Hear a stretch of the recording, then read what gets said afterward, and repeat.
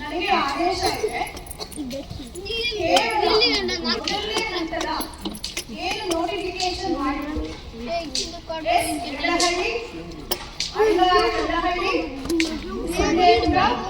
ಅಂದೇನಹಳ್ಳಿ ಮುತ್ತಾನಲ್ಲೂರು ಅಮ್ಮಾಯಿಕೆ ಇಷ್ಟಕ್ಕೆ ಸಂಬಂಧಪಟ್ಟಂಗೆ ಮನವಿಯನ್ನು ಸರಿಯಾಗಿ ಆಹ್ವಾನಿಸದೇ ಇರುವಂತೆ ಮತ್ತೊಮ್ಮೆ ಆಹ್ವಾನಗಳನ್ನು ಚಾಲನೆಗೆ ಒಳಪಡಿಸಿ 8 ವಾರಗಳಲ್ಲಿ ನಿಮ್ಮ ಆದೇಶವನ್ನು ನೀಡಬೇಕು ಎಂದು ನನಗೆ ಸೂಚನೆ ನೀಡಿದೆ. ಹಾಗಾಗಿ ಯಾರ್ಯಾರು ರಿಕ್ವಿಷನ್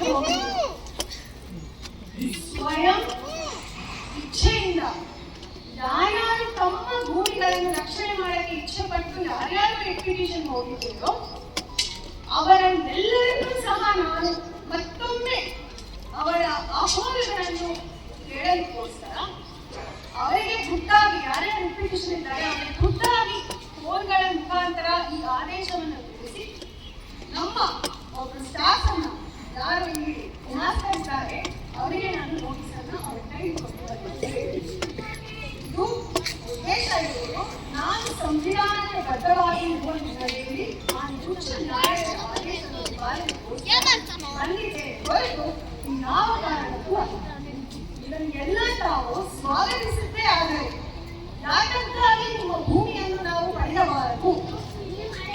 ಉದಾಹರಣೆ ಅಂದೇನಹಳ್ಳಿಯಲ್ಲಿ ನಾವೆಲ್ಲ ಹೇಳಿದ್ರ ಮುತ್ತಾನಲ್ಲೂರು ಅಮ್ಮಾಯಿಕೆ ಇಂದ ನಮಗೆಲ್ಲ ನೀರು ಬರ್ತದೆ, ಇದೆಲ್ಲ ಅಗ್ರಿಕಲ್ಚರ್ ಮಾಡ್ತೇವೆ, ಪೌಂಡಿ ಮಾಡ್ತೇವೆ, ಸೆರಿಕಲ್ಚರ್ ಮಾಡ್ತೇವೆ, ಮಾಡಿದ್ರೆ ಈ ರೀತಿ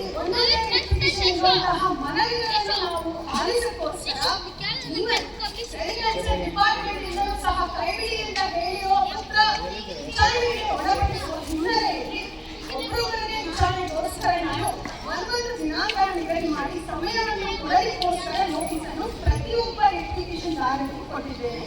ಇದು ಮೊದಲ ಹಂತದಲ್ಲಿ ಮಾತ್ರ ಕೊಡಬೇಕು. ಇವರು ಹೇಳದಂಗೆ ಎರಡನೇ ರೆಕ್ಟಿಫಿಕೇಷನ್ಗೆ ನಾನು ಇನ್ನೂ ಬಂದೇ ಇಲ್ಲ. ದಯಮಾಡಿ ಅರ್ಥ ಮಾಡ್ಕೊಳ್ಳಿ. ಈ ಆದೇಶಕ್ಕೆ ಯಾರು ಬಾಧಿತರಾದಲ್ಲಿ ಸಂವಿಧಾನದ ಅಡಿಯಲ್ಲಿ ನಿಮ್ಮೆಲ್ಲರಿಗೂ ಅಪೀಲ್ ಹೋಗುವಂತಹ ಅವಕಾಶ ಇದೆ. ಮತ್ತೊಮ್ಮೆ ಹೇಳ್ತಾ ಇದ್ದೀನಿ, ಈ ರೆಕ್ಟಿಫಿಕೇಷನ್ ಆದೇಶನ ಬಾಧಿತರಾದಲ್ಲಿ ಮತ್ತೊಮ್ಮೆ ಉಚ್ಚ ನ್ಯಾಯಾಲಯದ ಡಬಲ್ ಬೆಂಚ್ಗೆ ಹೋಗಬೇಕು.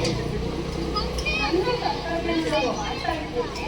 ನಿಮ್ಮ ಹಲವು ಆಹ್ವಾನಗಳನ್ನು ಸ್ವೀಕರಿಸಿಕೋಸ್ಕರ ಸಂಬಂಧಪಟ್ಟ ರೆಕ್ಟಿಫಿಕೇಷನ್ದಾರರಿಗೆ ಕೇವಲ ಅವರಿಗೆ ಮಾತ್ರ ನೋಟಿಸ್ನ ಸಭಾಪತಿಯ ಹೊರತು ಅದು ನೋಟಿಸ್ ಕಟ್ಟಿ ಬೇಕಲ್ಲ, ತಿಳುವಳಿಕೆ ಪತ್ರ ಏಕಾಏಕಿ ನಾವು ಕೇವಲ ನ್ಯೂಸ್ ಪೇಪರ್ ಹಾಕಿ ಆದೇಶನ ಮಾಡಬಾರದು.